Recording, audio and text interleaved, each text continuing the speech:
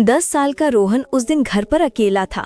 उसे बहुत जोर की भूख लगी थी, लेकिन उसे खाना बनाना नहीं आता था, इसलिए उसने मोबाइल से बाहर से खाना ऑर्डर कर दिया। रेस्टोरेंट में ऑर्डर तैयार होते ही डिलीवरी एजेंट उसे लेने पहुंच गया, लेकिन वहां पहले से ही कई डिलीवरी एजेंट्स लंबी लाइन में खड़े थे और हर कोई अपने अपने ऑर्डर का इंतजार कर रहा था।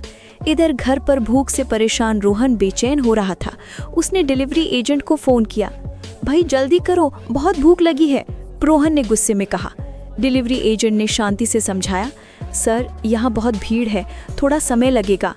रोहन ने नाराजगी में कहा, ठीक है पर जल्दी करना, और कॉल काट दी। कुछ देर बाद एजेंट को आखिरकार पार्सल मिल गया और वो निकल पड़ा, लेकिन रास्ते में भयंकर ट्रैफिक जाम था। ऊपर से रोहन बार बार फोन करता रहा, पर एजेंट ट्रैफिक में फंसा होने के कारण कॉल अटेंड नहीं कर सका। रोहन का गुस्सा और बढ़ गया। आखिरकार डिलीवरी एजेंट जैसे तैसे रोहन के घर पहुंचा। समय से थोड़ी देरी हो गई थी। रोहन एजेंट को डांटने लगा, तुम लोग सब बहाने बनाते हो, काम चोरी करते हो, पैसे तो पूरे चाहिए पर टाइम पे काम नहीं होता, मुफ्तखोरी की आदत है तुम लोगों को। रोहन ने कड़वे शब्द कहे और पैसे देने से भी मना कर दिया। बेचारा एजेंट समझाने लगा, सर सच में रेस्टोरेंट पर भी भीड़ थी और रास्ते में ट्रैफिक, मैं जानबूझकर लेट नहीं हुआ। तभी रोहन के पापा बाहर से घर लौटे। एजेंट ने पूरी बात उन्हें बताई। पापा ने तुरंत पैसे दिए और माफी भी मांगी। एजेंट मुस्कुराते हुए चला गया। घर के अंदर रोहन गुस्से में बैठा हुआ था। उसने पापा से कहा, आपने माफी क्यों मांगी, गलती तो उनकी थी। पापा ने प्यार से समझाया, बेटा किसी इंसान को उसके काम से छोटा नहीं समझना चाहिए, ना ही उसका अपमान करना चाहिए। हमें नहीं पता वो कितना संघर्ष करके हमारे लिए ये खाना लाया है।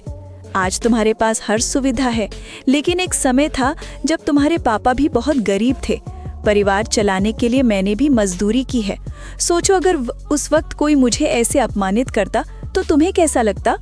रोहन चुप हो गया, उसकी आंखें झुक गई। कुछ पल बाद उसने धीरे से कहा, बिल्कुल अच्छा नहीं लगता पापा, बहुत बुरा लगता।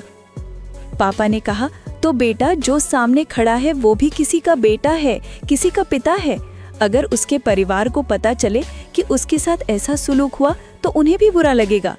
ये सुनकर रोहन की आंखों से आंसू निकल आए। उसे अपनी गलती का एहसास हो चुका था। उसने पापा से माफी मांगी और वादा किया, अब कभी किसी का अपमान नहीं करूंगा, सबके साथ अच्छा व्यवहार करूंगा। पापा मुस्कुरा दिए और उसे गले लगा लिया। उस दिन रोहन ने एक अनमोल सबक सीखा, इंसान की इज्जत उसके काम से नहीं बल्कि उसके व्यक्तित्व से होती है।